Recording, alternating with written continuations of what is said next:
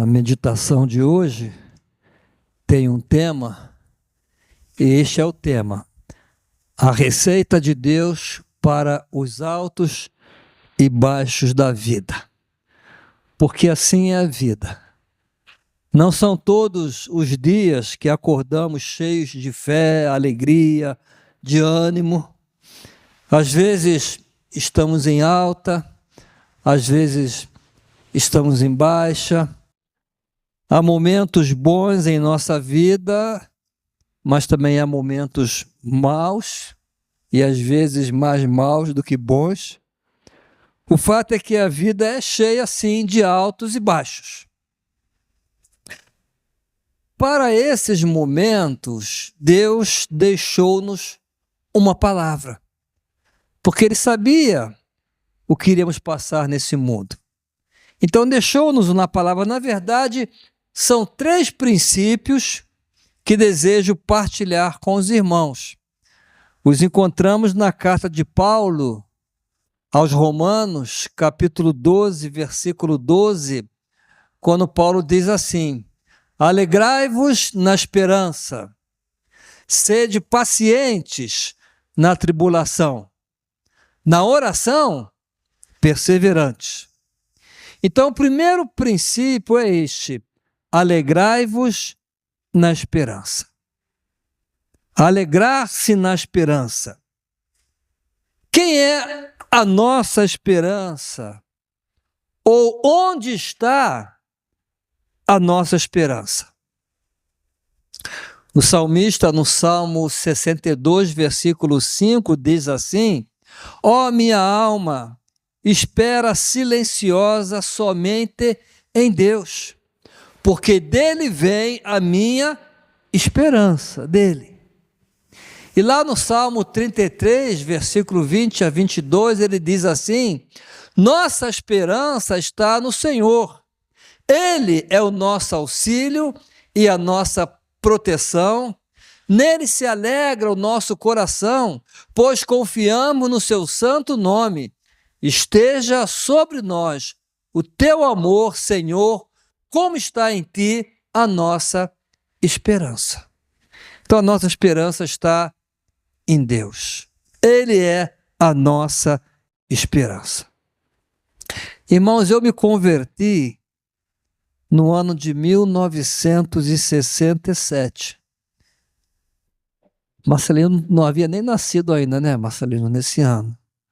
Eu tinha apenas 9 anos de idade. Eu tinha apenas 9 anos de idade quando me converti ao Senhor. E eu lembro-me que foi numa campanha evangelística em minha igreja, cujo tema era Cristo, a única esperança. Eu lembro até hoje, eu tinha meus 9 anos, eu passei assim em frente à igreja, eu vi o pastor lá em cima no telhado da igreja a colocar uma placa lá. Era Cristo, a única esperança, né? Era a placa da campanha, pastor João Reinaldo Purim, que esse ano fez 90 anos de idade, tá lá no Brasil. Foi pastor que me batizou também. E desde então, eu tenho colocado toda a minha esperança nele e somente nele. Porque, irmãos, a esperança que Cristo nos dá não é uma esperança natural, comum, normal. Uma esperança comum, ela pode acontecer ou não acontecer. Eu tenho a esperança de nesse ano ir a Roma. Posso ir, posso não ir. É mais fácil não ir, né? Eu tenho a esperança nesse ano de, não sei, almejar alguma coisa. Pode acontecer, pode não acontecer. Tem coisas que eu tive esperança de acontecer e não aconteceram. Mas a esperança que temos em Cristo e que vem da parte de Cristo, a Bíblia chama de esperança viva. É diferente. Por que esperança viva? Porque ela é certa, ela é real. Podemos ter a absoluta certeza de que vai acontecer. Não é algo que pode ou não acontecer, não. A esperança que temos em Cristo vai acontecer.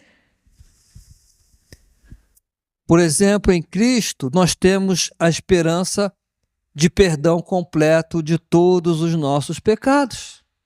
É uma esperança real, uma esperança viva. Lá em Efésios capítulo 1, versículo 7, Paulo diz assim: nele temos a redenção por meio do seu sangue, o perdão dos pecados de acordo com as riquezas da graça de Deus. Aqui Paulo não diz, talvez tenhamos, né? Quem sabe vamos ter, né? Se formos bonzinhos. Não, ele diz, nele temos. E de acordo com o quê? Com as riquezas da graça de Deus, favor que nós não merecemos. Lá em 1 João, ele também fala sobre isso. Se porém andarmos na luz, como ele está na luz, temos comunhão uns com os outros, e o sangue de Jesus, seu Filho, nos purifica de todo pecado. É um perdão tão completo e definitivo que ele lança os nossos pecados no mar do esquecimento. Lá em Miqueias 7:19, Deus diz assim, de novo, o profeta diz, né? De novo terás compaixão de nós, pisarás as nossas maldades e atirarás todos os nossos pecados nas profundezas do mar, o mar do esquecimento. Todos os nossos pecados, não são alguns apenas, todos. E o escritor aos Hebreus, ele completa ao dizer, porque eu lhes perdoarei a maldade e não me lembrarei mais dos seus pecados. Deus está a falar ao seu povo, não me lembrarei mais. É um perdão completo, perdão definitivo. Mas nele também temos a esperança de cuidado constante. Nunca estaremos sozinhos, irmãos, em nossas lutas. Nos altos e baixos da vida, nunca estaremos sozinhos. Teremos sempre ao nosso lado a lutar conosco e por nós o Cristo vitorioso que venceu a morte e com isso provou que nada é impossível para ele. Nada, nem a morte. Por isso que, juntamente com a advertência de que no mundo teremos aflições, Jesus diz que devemos manter o ânimo e confiar na sua vitória. Tende bom ânimo, eu venci o mundo, no mundo tereis aflições, mas tende bom ânimo, eu venci. Em Cristo também temos a esperança de termos as nossas orações respondidas. Lá em João 16, 23, 24, ele mesmo promete, em verdade vos digo, se pedirdes alguma coisa ao Pai, ele vô-la concederá em meu nome. Até agora nada tendes pedido em meu nome, pedi e recebereis, para que a vossa alegria seja completa. Irmãos, eu fico a pensar nas orações dos heróis da fé. Eu falei sobre isso já, lá no Antigo Testamento. Esses homens oraram e grandes coisas aconteceram. Como Abraão, homem de oração, que foi chamado de amigo de Deus e pai da fé. Como a oração de Moisés, que fez o mar abrir para o povo atravessar e escapar do exército de Faraó. Como a oração de Josué, que fez o sol parar. Ou como a oração de Elias, homem sujeito às mesmas paixões que nós, mas orou e durante 3 anos e meio não choveu sobre a terra. Depois ele orou e voltou a chover. Apesar de alcançarem grandes coisas, esses homens, através da oração, nenhum deles orou em nome de Jesus. Jesus disse, até agora nada tendes pedido em meu nome. Então imaginem todas as possibilidades que temos agora diante de nós, ao sermos autorizados a orar em nome de Jesus. Não há limite. Podemos ter a esperança viva de sermos respondidos, porque quando oramos em nome de Jesus, Deus não leva em conta se merecemos ou não, se somos bons ou maus. O que Deus considera são os merecimentos de Cristo.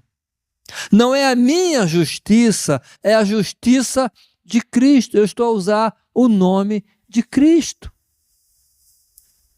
E então, pelos merecimentos de Cristo, pela justiça de Cristo, Deus sempre nos ouve. Mas em Cristo também temos a maior de todas as esperanças. Esperança de vida eterna. De vida eterna. Quem crê tem a vida eterna. O apóstolo Paulo, aos 1 Coríntios, capítulo 15, versículo 19, disse assim: se a nossa esperança em Cristo se limita apenas a esta vida, somos os mais infelizes de todos os homens. Há uma outra versão que diz: somos os mais miseráveis de todos os homens. Tem gente que espera em Cristo só para essa vida. É a pessoa que só pensa no material. Só busca Cristo pelas bênçãos. Por prosperidade material. Aí Paulo diz: se a nossa esperança se limita apenas a esta vida, a ter um carro novo, a ter uma casa nova, a ter um bom emprego, se limita só a isso, somos mais infelizes de todos os homens, porque tudo isso aqui acaba. Tudo acaba. Ontem eu estava a ver na internet, na minha casa, alguns grandes artistas, cantores lá do Brasil, da década de 50, 60, tudo jovem, né? Bonito e cantando e tal. Eu fui ver, gente, quase todos já morreram. Tiveram tempo de glória, bens materiais, riqueza, né? Beleza, mas todos já morreram. E quem não morreu está lá um velho decrépito, né? Nada a ver com aquele jovem de 20, 21, 25 anos, né? Então, se a nossa esperança em Cristo se limita apenas a esta vida, somos os mais infelizes de todos os homens. Nessa vida tudo passa. As aflições passam, como também as glórias passam. Então, realmente, seríamos infelizes se a nossa esperança se limitasse apenas às coisas desta vida. Mas em Cristo nós temos a esperança viva de uma vida eterna e gloriosa, que Pedro chama assim de esperança viva. Lá em 1 Pedro, capítulo 1, versículo 3 e 5, bendito Deus e Pai de nosso Senhor Jesus Cristo, que segundo a sua muita misericórdia, nos regenerou para uma viva esperança, mediante a ressurreição de Jesus Cristo dentre os mortos, para uma herança incorruptível, sem mácula, imarcessível, reservada nos céus para vós outros, que sois guardados pelo poder de Deus, mediante a fé, para a salvação preparada para revelar-se no último dia. Irmãos, essa esperança viva deve fazer com que todas as glórias e as aflições deste mundo empalideçam diante daquilo que nos espera. Paulo diz assim: porque para mim tenho por certo que os sofrimentos do tempo presente não podem ser comparados com a glória a ser revelada em nós. Então esse é o primeiro princípio. Alegrar-nos na esperança, porque a nossa esperança é viva, nossa esperança é Cristo. O segundo princípio para enfrentarmos os altos e baixos é termos paciência na tribulação. Sede pacientes na tribulação, não é fácil. Irmãos, ser paciente é saber suportar a tribulação sem perder a esperança. Sem perder a esperança. Há pelo menos 4 coisas que precisamos saber sobre a tribulação. Primeira, ela é inevitável. É inevitável. Jesus disse isso. No mundo tereis aflições. Alguns mais, outros menos. Mas todos estamos sujeitos às aflições deste mundo. Segunda coisa que precisamos saber é que nenhuma tribulação será mais forte do que podemos suportar. Deus permite, mas Ele conhece o nosso limite. E Paulo diz que junto com a aprovação, com a tentação, com a tribulação, Deus também dá o quê? Dá o escape para que possamos suportar. Por isso Paulo dizia, posso todas as coisas naquele que me fortalece. Uma terceira coisa a saber sobre a tribulação é que tem um propósito para o nosso bem.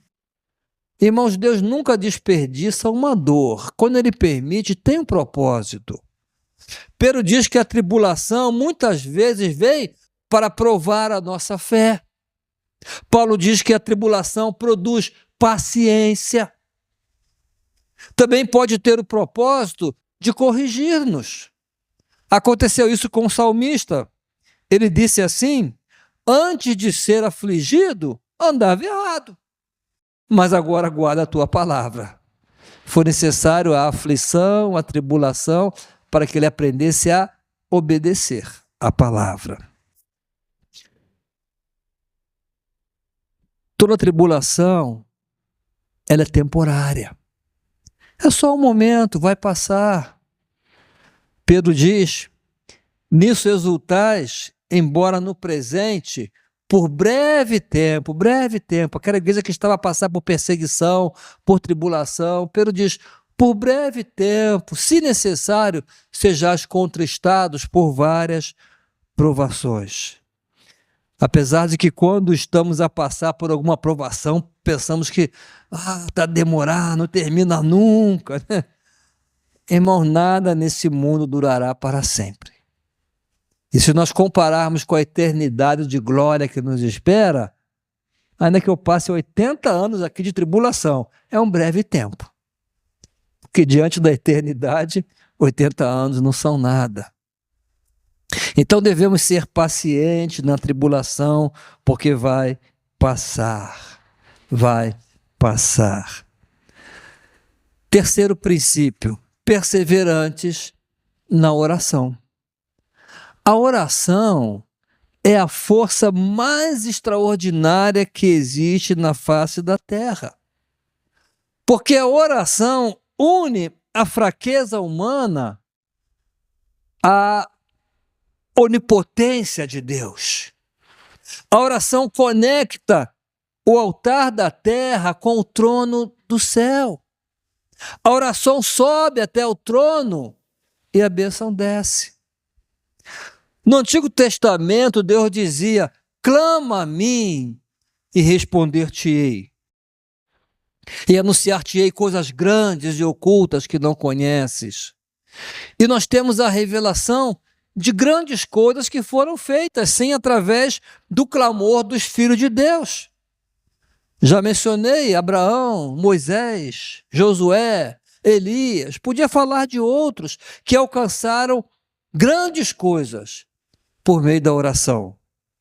Aí então chegamos no Novo Testamento e ali encontramos o próprio Filho de Deus a dizer-nos, pedi e dar-se-vos-á.